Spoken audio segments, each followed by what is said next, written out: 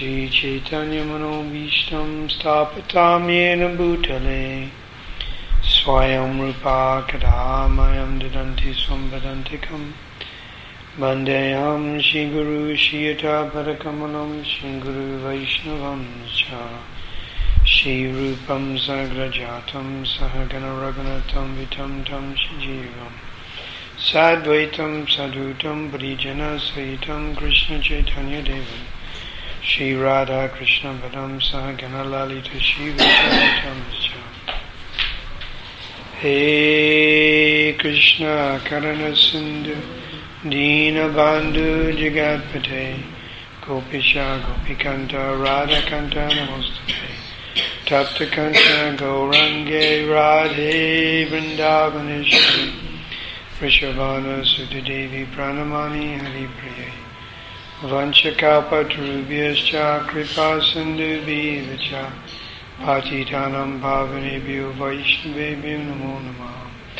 Everyone, Shri Krishna Chaitanya Prabhu Nityananda Shri Advaita Gadadhar Shivasari Gaura Bhaktivinoda Hare Krishna Krishna Krishna Hare Hare Hare Rama Rama Rama Hare Hare Namaste Stamanamapi Sachi Puchamacha Surupam Rupam Dachagadajam Guru Paramatoram Gostavtam Radha Kundam Gidivaram O Radhika Madhavayasyam Prapto Yasha Pratita Kripaya Shri Guru Tanatosmi Gaurave Gaurachandraya Radhikaya Jadaya Krishnaya Krishna Bhaktaya Bhaktaya Namo Namah Chaitanya Charanam Bhoja Mukundalayo Bhaje Yesham Prasadam Achena Paramapimo Bhavat Sangam Lagayate Sailam Mukhamavata Akshutam Takupatamaham Bande Krishna Chaitanya Ishwaram Durgami Patimanda Shiskala Padakatemo Sakripa Yastadanena Shantu Shantuvalambanam Shri Rup Shri Sanatana Bhatta Raghunath Shri Jiva Gopala Bhatta Dasu Raghunath H.I. Guru Karanchana Vandana Yahoite Vigna Sabhistaparam Om Namo Bhagavate Vasudevaya Om Namo Bhagavate Vasudevaya Om Namo Bhagavate Vasudevaya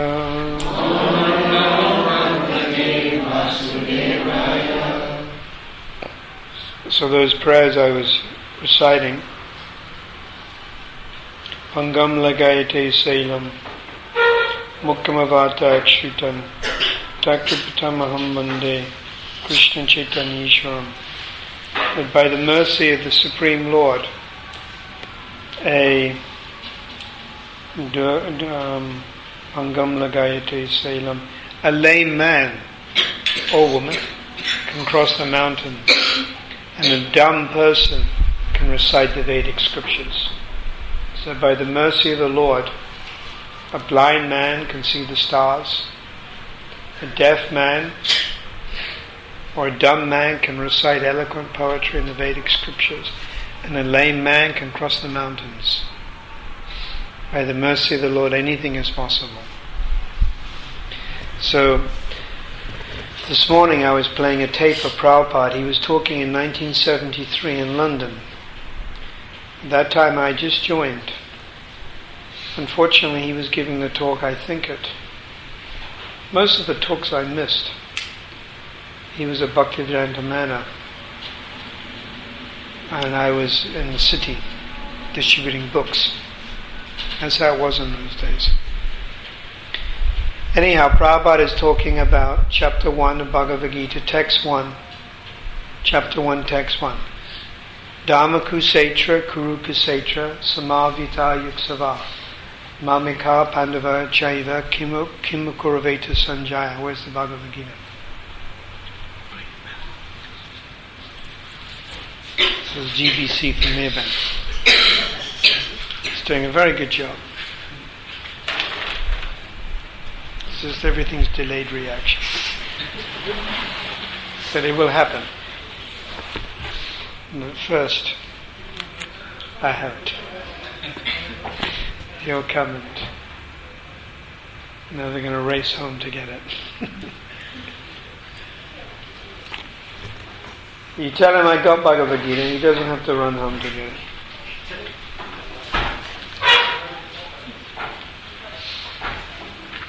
See? Starting the car. How I knew. Because Guru knows past, present and future. Alright, let's see. Did I get it right? Dhritarashtra Uvacha Dhamma Kasetra Kuru Kasetra Samavita Yuksava Mamika Pandava Chaiva Kimakuraveta Sanjaya. That's what I said. Dhritarashtra said, O Sanjaya, after my sons and the sons of Pandu assembled in the place of pilgrimage at Kurukshetra, desiring to fight, what did they do? So, 5,000 years ago there was this battle. There was this big war. And it was between the Pandavas and the Kurus. And they were actually cousins. They were cousins. The Pandavas, 5 Pandavas, and the Kurus were the sons of Dhritarashtra. How many sons of Dhritarashtra were there? 100. There's Duryodhana, Durshashan, and all his brothers. So you had the 100 brothers against the 5. The 100 against the 5. So Prabhupada mentions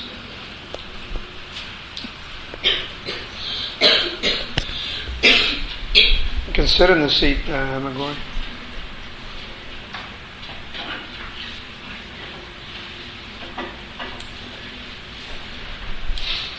Sit in the seat there, Hemagori. So Prabhupada mentions in 1973 on a tape that the material world is full of politics, it's full of diplomacy, and it's full of envy. Prabhupada makes this point. He's describing the background of this battle which is about to take place. And the interesting thing is that 5,000 years ago, the 5 Pandavas, they were pure devotees. Now we're not pure devotees. What are we? If we're not pure devotees, what are we? Conditioned souls, but we're trying to become devotees. So what are we? Aspiring devotees. But what's the technical name? Mixed, which in Sanskrit is what? Misra. M-I-S-R-A means mixed devotees.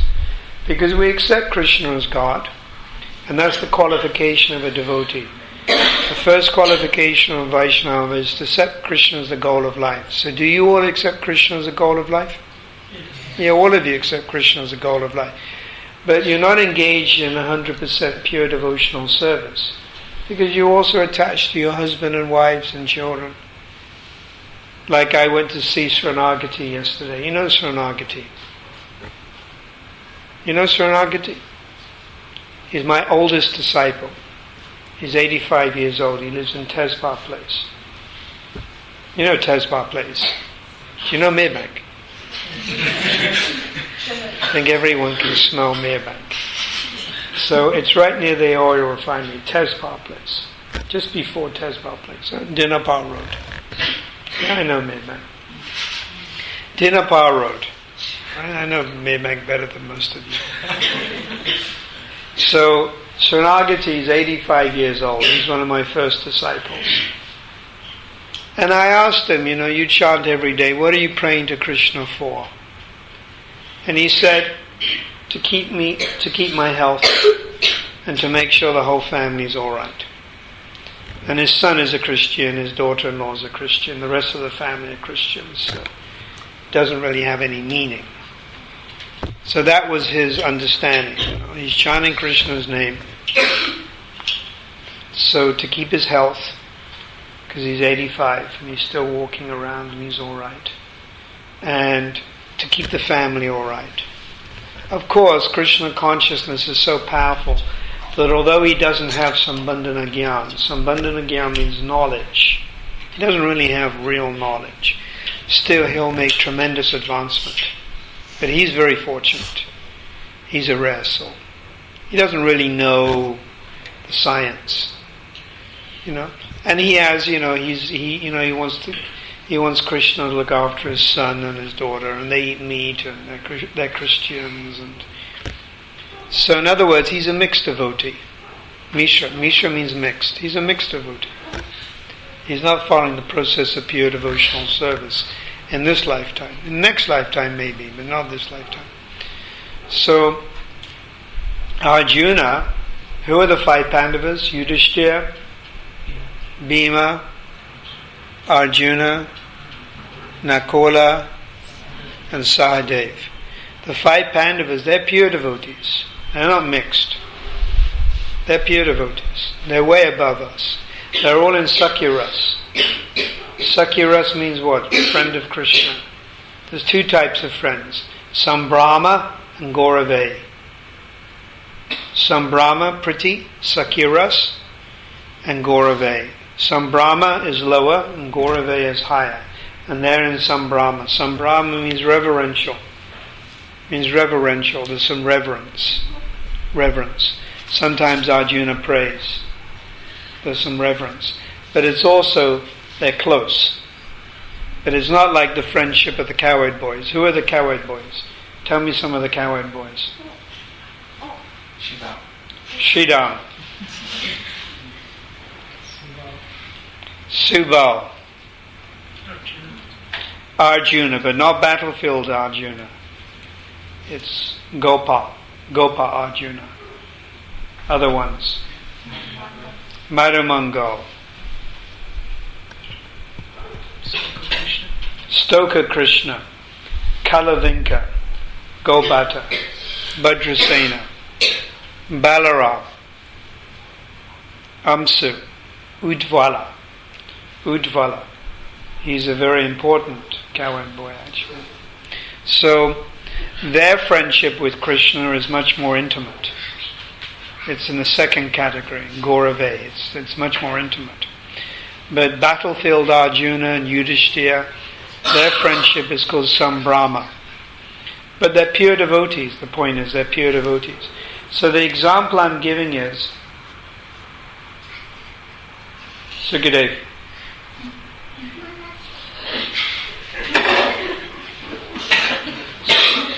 Sit down, Sukadev. I really caught him there. So, the point I'm making is that in Histanipur, in New Delhi, where all this, there was so much politics going on. Politics, intrigue, diplomacy, and envy. And the 5 Pandavas, although they're pure devotees, they were the subject of envy. Duryodhana envied them. Dhritarashtra, Prabhupada writes, was engaged in the peaceful annihilation of the 5 Pandavas. So don't think that when you become a devotee of Krishna, immediately you will not be involved in politics or diplomacy, or you'll be the subject of envy. You will be the subject of envy. Prabhupada said diplomacy, politics and envy, it's even here in the higher planets. So what to speak of Merebank, Chatsworth, Durban, obviously. So what does envy mean? Envy means you have something and someone else thinks they should have it. You have a nice car, or you have a nice husband, or you have a nice wife, or even if you passed your exams and you got A and the others got B, or you have a nice son. Other people are envious of you. They think, oh, I would like this. Envy means someone else thinks that they should possess that thing. So envy is there, and envy will be directed towards you. So we shouldn't be naive and think there's no such thing as envy. It will be subjected towards us. And especially we see in the Indian community, there's a fair amount of envy going on. See, it's the other side of the attachment. In the Indian community, they're very attached to each other. The side of that attachment is what? Envy. It's the other side.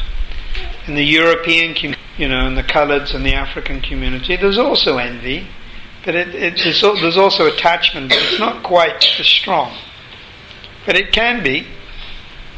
Just like a couple of weeks ago, one devotee from Pretoria came to stay, Dr. Gary. He stayed with me in the house in Hillcrest. And Dr. Gary's father is Austrian, and his mother is Italian. And he's been in the movement for like 5 years, and every day his mother phones him. How are you doing? Did you eat enough? Did you take your medicine? Are you all right? Every day his mother, if not every day, at least every other day his mother phoned. So much so that when Gary, after 5 years of being in the movement, came to stay in Hillcrest, his mother phones me. Fortunately, Sri Dham intercepted the phone call. So twice she phoned him, and you ended up having to listen to her for how long? Half an hour. Just make sure Gary's this, make sure Gary's that, make sure. Half an hour. And you said yes, yes, yes, yes, yes, yes. So you also get it, in the European community. Every, woman, the mother's very attached to the son. So the other side of the attachment is the envy. And you get this also, family members killing each other, family members plotting against each other, family members doing horrible things towards each other. You get that also. And funnily enough, our own family members can be our worst enemies. And generally it works out like that. Isn't it? Your own family members generally end up becoming your own worst enemies. Not all of them, but some of them. And they really have it in for you. So this is politics. Politics means the dubious arrangement for sense gratification. Repeat that. Dubious arrangement for sense gratification. Prabhupada gave that as a definition of politics. Diplomacy, dupliciousness, politics, envy.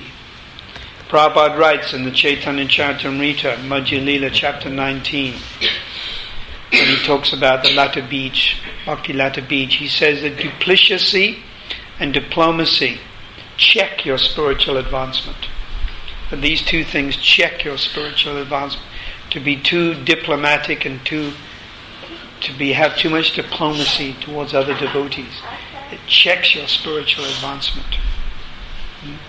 So the point I'm trying to make is that the great devotee Arjuna, the great devotee Yudhishthira, who was Yudhishthira's father? Yamaraj. Yamaraj is the superintendent of death. He's religion personified. He never does anything wrong. He's completely equiposed. Yudhishthira. Yudhishthira is always a very fair person. So Yudhishthira, he was the object of great envy. They envied him. They tried to kill him. The Kurus tried to kill him. They tried to poison Bhima. Poison. They tried to send a great she-demon, Hidimbini. They cheated in the gambling match. They embarrassed the Pandavas. They sent them away, and they tried to kill them along with their mother also. And in the end, they had this big war where Dhritarashtra was on one side, and he was convinced that he would win because he had a bigger army, and he had great warriors on his side like Bhishma and Dronacharya. These were two very powerful warriors. And on the other side you had the 5 Pandavas, and they had a smaller army. And Dhritarashtra was convinced, although he was blind, he was convinced that he would win. So Dhritarashtra always wanted the kingdom, but because he was blind, he couldn't have the kingdom, because a blind man is not allowed to accept the position as being king. And Prabhupada also makes the point that only the sons can take the position of king. If you have a daughter, she doesn't take the position of being queen. You don't have queens. And then Prabhupada made the point, of course, we have Queen Elizabeth in England, Queen Elizabeth II. And then you have Queen Elizabeth I, and Queen Victoria. So in the Western culture, if you have a daughter, the throne gets passed to the daughter. And actually some of the greatest, most powerful queens, some of the most powerful administrators have been, ironically enough, at least in English history, Queen Elizabeth I was very powerful. She consolidated the English, the strength of the English people, and even stronger than her was Queen Victoria. And it was under the rule of Queen Victoria that the British Empire became so powerful. And the British Empire, it's said the sun never sets on the British Empire. It was so vast. It was so big. It was only in the early 1900s that the British Empire began to collapse. And America became prominent. And now, of course, America is the most prominent and strongest force in the world. And Britain has been eclipsed.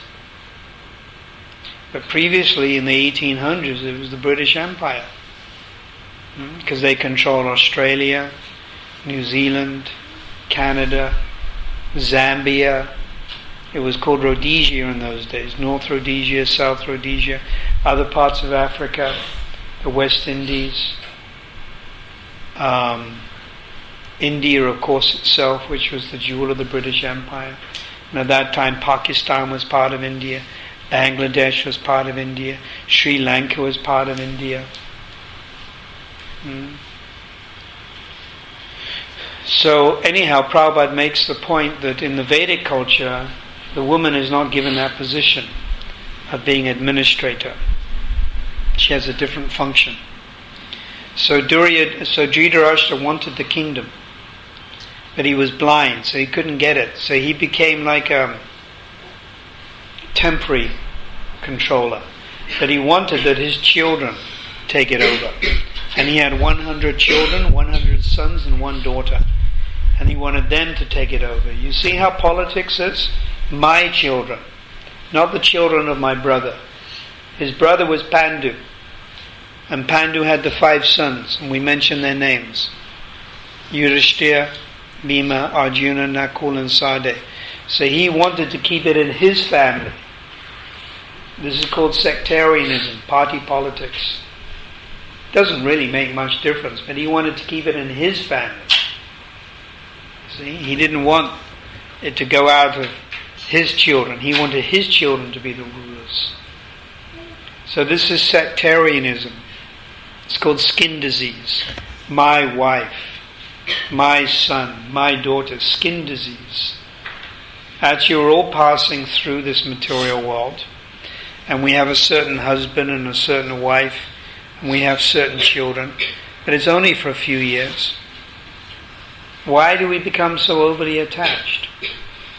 Why do we become so insanely attached? Why? Can anyone answer?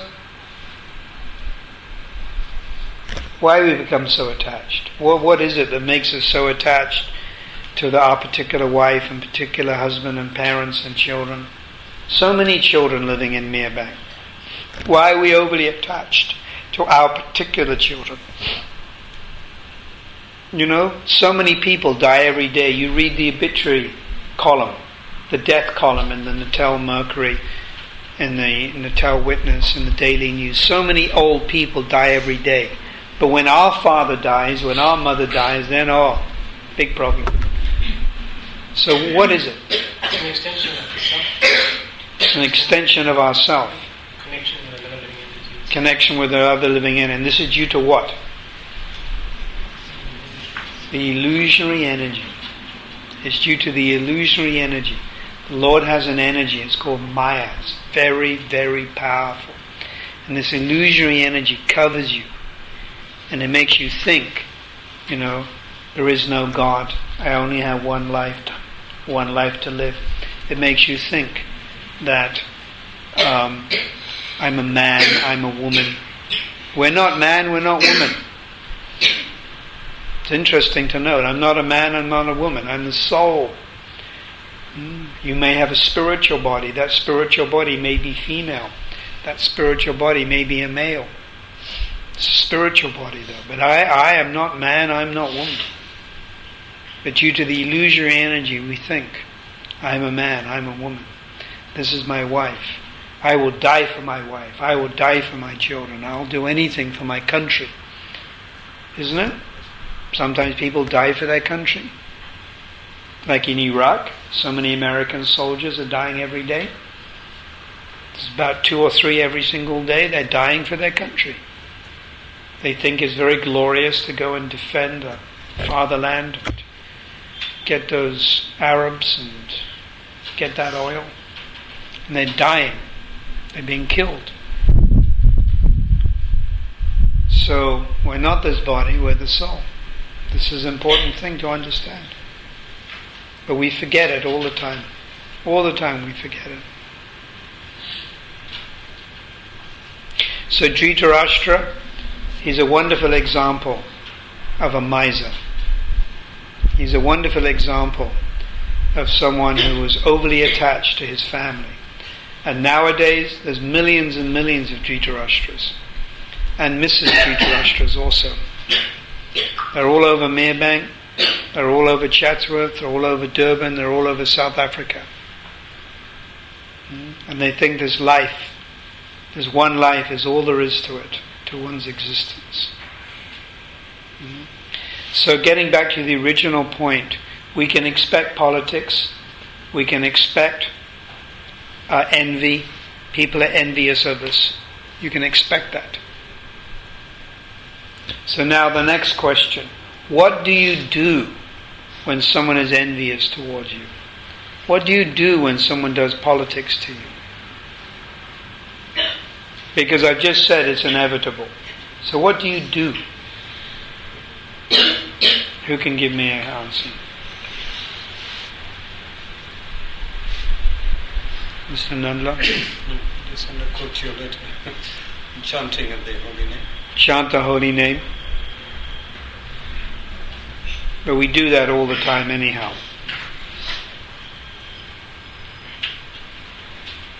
Hare Krishna.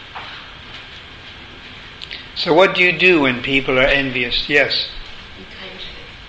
Be kind to them. You be tolerant. And tolerant means you be kind to them, yes. You be kind to them. You become tolerant. Yeah, Hare Krishna. One always has to be very tolerant living in this material world. Very, very tolerant. What does tolerance mean? Prabhupada has said, to forgive the minor offenses of others. What else does tolerant mean? The ability to endure physical pain. What other types of pain are there? Sometimes it's mental pain. Sometimes emotional pain. Isn't it? Not always physical pain. It's emotional pain. So tolerate these things. One has to learn how to tolerate it. Sometimes in spiritual life people think, well, I became a devotee, I'm chanting Hare Krishna, but other devotees are criticizing me. This is not fair. And they become very angry. But if you work at SA Clothing or Spornet or wherever it is, you'll have people that criticize you. Your boss will probably end up criticizing you. What do? You just have to tolerate it, otherwise you lose your job. You're at school. This is a classroom. So you're in school. You think people won't criticize you? Kids are wonderful at criticizing each other, isn't it? If you have a nose which is a bit longer, than other people's nose, you get the name nosy. Isn't it? Whatever it is, kids are wonderful at criticizing. They find out some defect. If you have a long name, they make fun of your long name. isn't it? They're wonderful at criticizing. They'll give you a nickname. If you're a little fat, they'll call you fatty, chubby. If you're a little short, they'll call you shorty. Whatever it is. If you're light, they'll call you lighty. If you're dark, they'll call you darky. Isn't it? Kids, it's just natural. It has to come out with kids. So they start criticizing. So what do? Do you become angry? There's no point in becoming angry. You just have to tolerate it. So we have to learn how to tolerate so much. And ultimately you're going to have to learn how to tolerate this body, which will collapse. This body will collapse. It just won't do what it wants to do, what you want it to do. I had this realization yesterday. I went to see a doctor yesterday and he took some blood out of my arm, my right arm, to do a whole bunch of tests. So he put a tourniquet, a tourniquet around your arm. And my whole arm went dead. Pins and needles. And I couldn't move it, I couldn't anything. But usually this arm, it's the arm which hits people, it's the arm that points at people. This right hand is very important. You have people like these big boxers, Mike Towson and stuff, with their right hand they can kill people. Isn't it? It's so powerful. Bruce Lee, his one thing, and he kills people.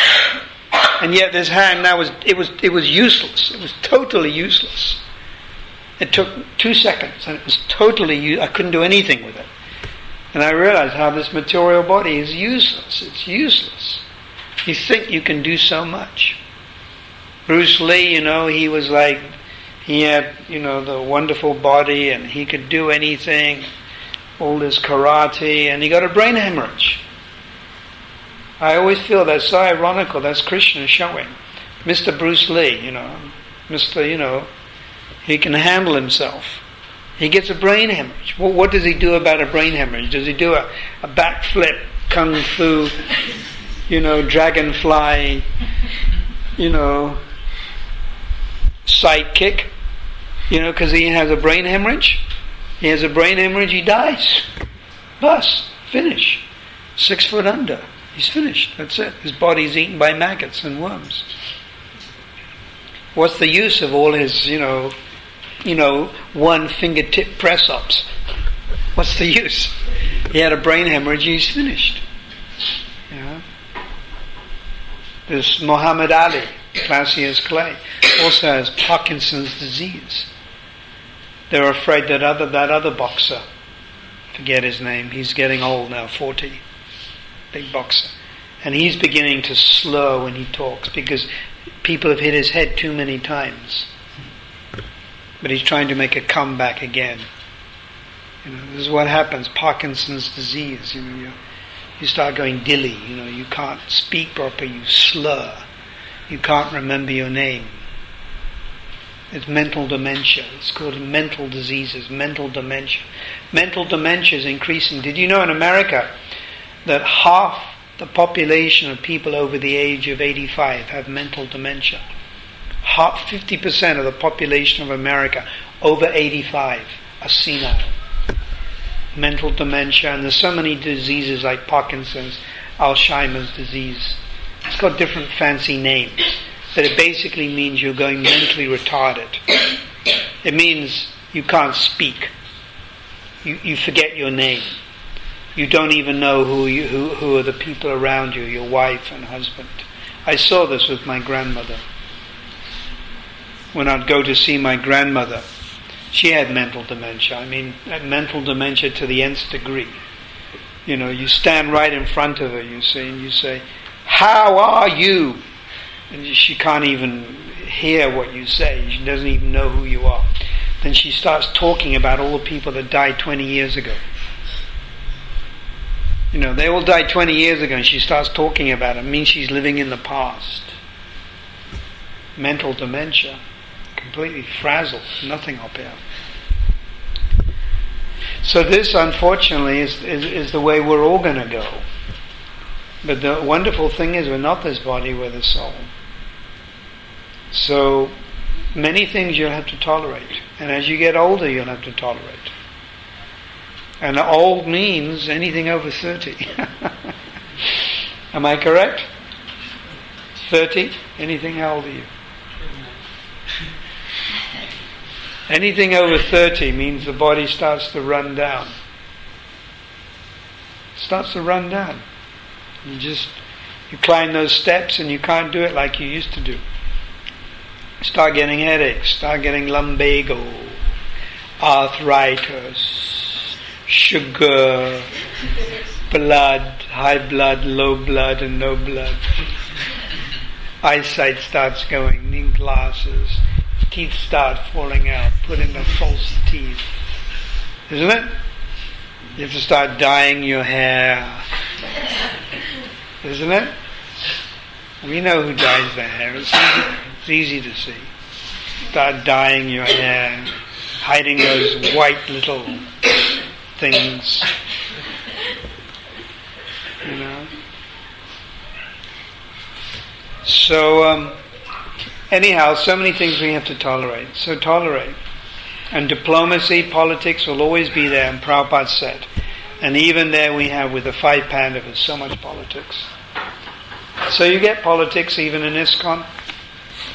ISKCON is a, spiritual institution, but you'll get politics. And you have to learn how to roll with it. Roll with the blows. You have to learn how to tolerate it and continue in your spiritual life. Only when you get to the spiritual world there's no politics. Because politics means vested interest, dubious arrangement for sense gratification. So there is no sense gratification in the spiritual world. It doesn't exist. Everything is for Krishna's pleasure. So there everything is pure. So there you get no envy. You get no politics. You get no diplomacy and dupliciousness. But here in the material world, even on the higher planets, even in Indraloka, you'll get it. What to speak of in ISKCON, you'll also get it. But you have to learn how to absorb it. You have to learn how to see that it's Krishna's trying to tell you something, that you have it coming to you from your past karma. There are many ways you can see it, try to understand it, and you just have to tolerate it. Damned if you do, damned if you don't. That's how it is. Srila Prabhupada ki jai. So any questions? Please ask some question.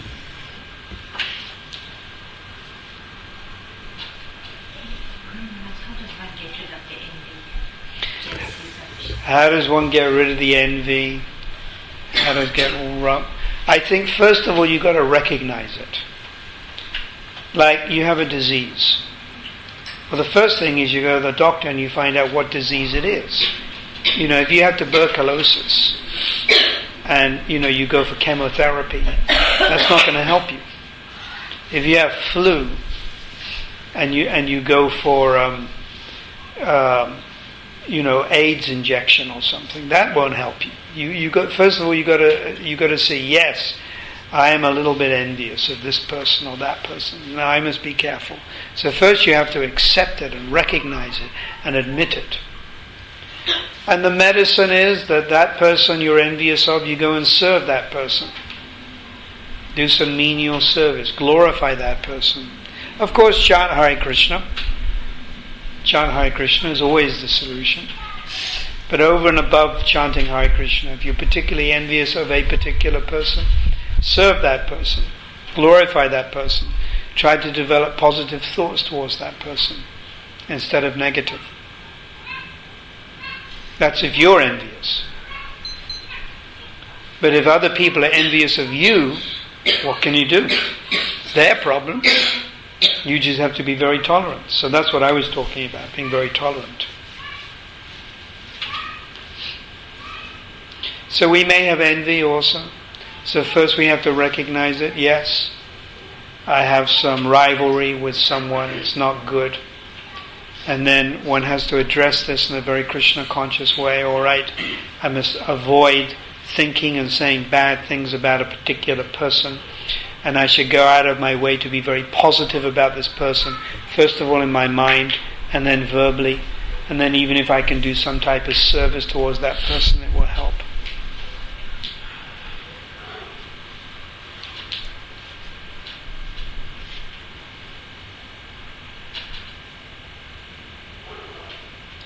Any other questions? You can make the person a cream cake. Make them a nice cream cake, but don't put arsenic in it. So you were speaking earlier on, you said that you had some blood tests taken from yourself. In the movement, we understand that you're not the body with the soul. And in this outer covering of ours, whilst we're living in this material world, is it really necessary to try and extend our life, going to get medical help and worrying about what's going on with the body itself? Is there any need for that? We do not abuse the body, we look after it. How we see this body, it is the property of God, and is to be used in the service of God. So if it is sick, let me make it better. So if going to a doctor is going to help make the body better, make it better so you can engage in devotional service. But if you have a disease and you go to a doctor and you go to a couple doctors and you're just not getting better, and you've really tried and you've tried and you've tried, then you just accept it as Krishna's arrangement. Oh, I have some disease, I must just accept it. But you can endeavor to get better. But we don't over-endeavor, but we endeavor to get better. Therefore, I went to a doctor, he took the blood, he's doing checks to see my different glands, different things. So it's just like a car. You have a car. You want to get the best use out of your car, so drive it carefully, service the car, look after it, keep it clean. Don't abuse the car. And then you get the best service out of the car. If you miss a service, you're going to wreck the engine. So the same with this material body. You need to eat a certain amount of food, you need to rest. So you don't abuse the body, because we understand it's the property of God and we want to use it in His service. It makes sense. It's very logical. How do we distinguish between envy and jealousy?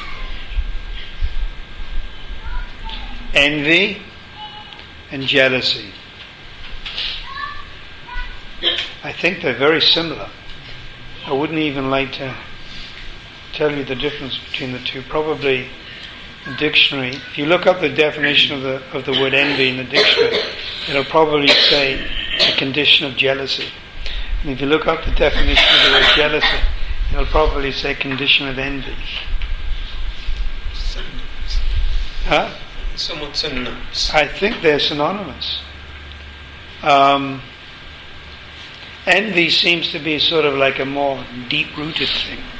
It has that connotation of being a more deep-rooted thing. Jealousy sort of comes and goes. Envy is the original sin. Envy of Krishna. It's not really explained that we were jealous of Krishna, but that's also understood. That must be there. So very similar. Very similar.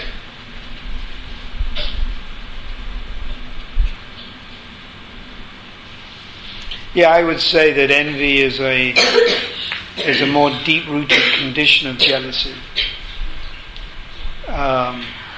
more established jealousy.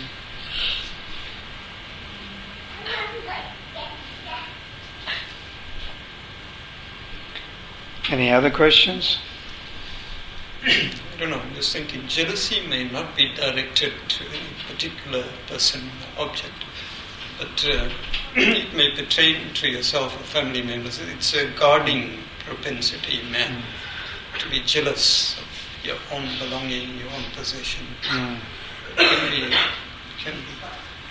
Yeah, envy seems to be a more, as you said, it's wider type of thing. Yeah, jealousy appears to be more, coveting. yeah, to covet. To covet. Yeah, jealousy, to covet. That's one problem with the English language. The English language is quite limited compared to the Sanskrit language. For instance, in the English language we have the word love. Now you use that word. That can include I love South Africa. You get a bumper stickers, I love Hinduism. I love Table Mountain. I love Kaiser Chiefs. It can mean I love my dog. I love my children. I love my wife. I love pizza. Yeah, it's a word that can be used in such a general way. But in Sanskrit, you have the word love, prem. So first of all you have Shanta prem, which means neutral type of love. That is used when you say I love Table Mountain. And then Dasya prem.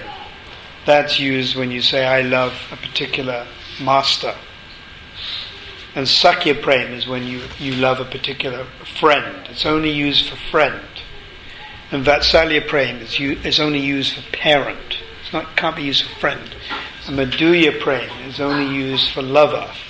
And then you've got Madhurya Swakiya prem, Madhurya Parikiya prem, where you love your wife and where you love your paramour. That's all different.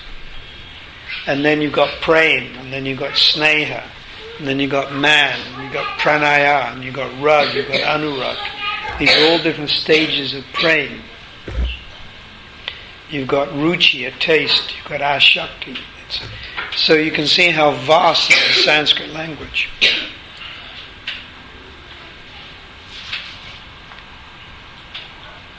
So English lacks, in certain instances it lacks.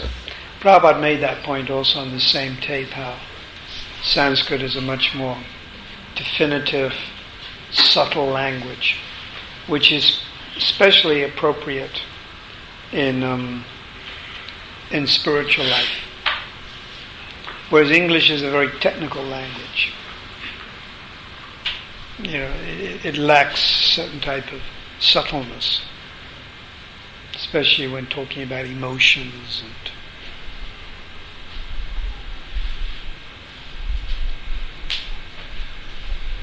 therefore you'll find many times in Prabhupada's books he puts the Sanskrit word. He doesn't put the English word because there is no English word. He just puts the Sanskrit word. Like Gyan means knowledge.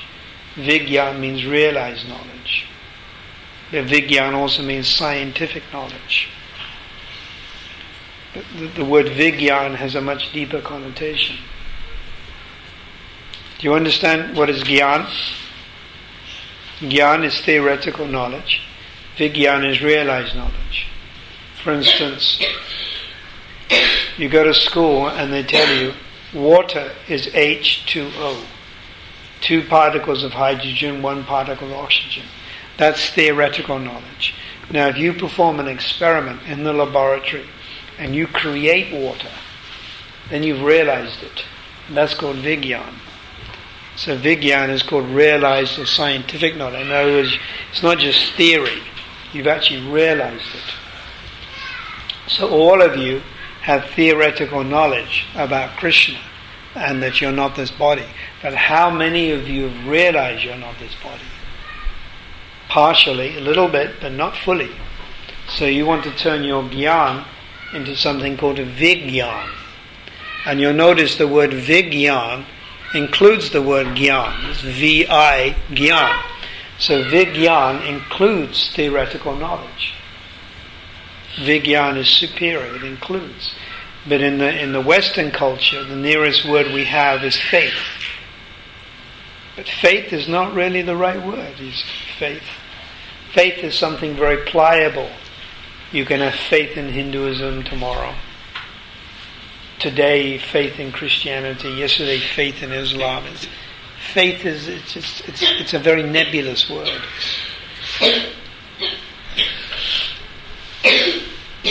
Any other questions?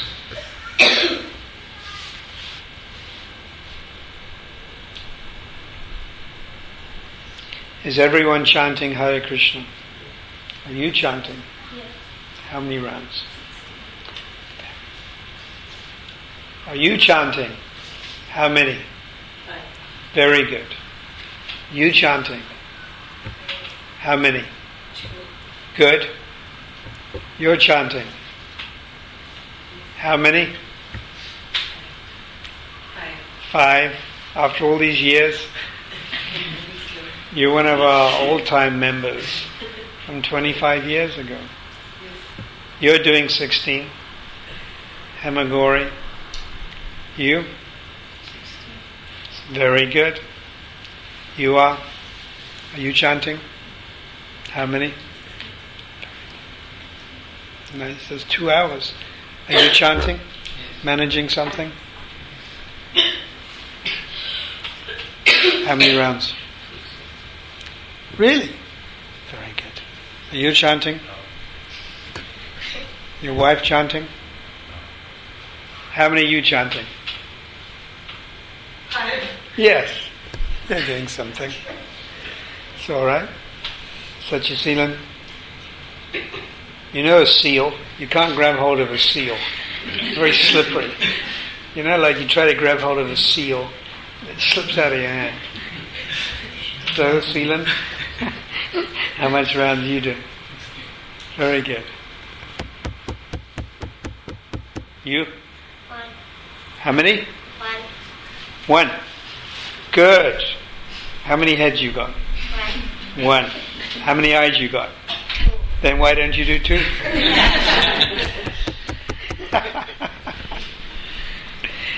Mr. Nandalo, you keeping up? Trying to fall very often. Anyhow, we just have to carry on chanting, you know. I remember first coming to Tezpar Place in 1977. Does anyone remember that? Tezpar Place? You know where that is? Yes. 1977. And then the corner of Dinapar and Dinikmara. Dinapar and Flats. Up where the shop is there. Opposite there. At least 3, 4, 5 times. And then Punjab Circle. At least 3 times. We never went to the ridge. It was too windy out there. Tent would have got blown off. Times. Merebank was always very good response. And then Railway Hotel. Raj Mahal. And we put the marquee up there, you know, the bus opposite the swimming pool. And then take bath in the Raj Mahal Hotel. We got to know the owner. And we just used to go in there and take bath in his hotel. Maybe at least 3 or 4 times that Raj Mahal Hotel area. So any more questions? So we'll end with a short kirtan.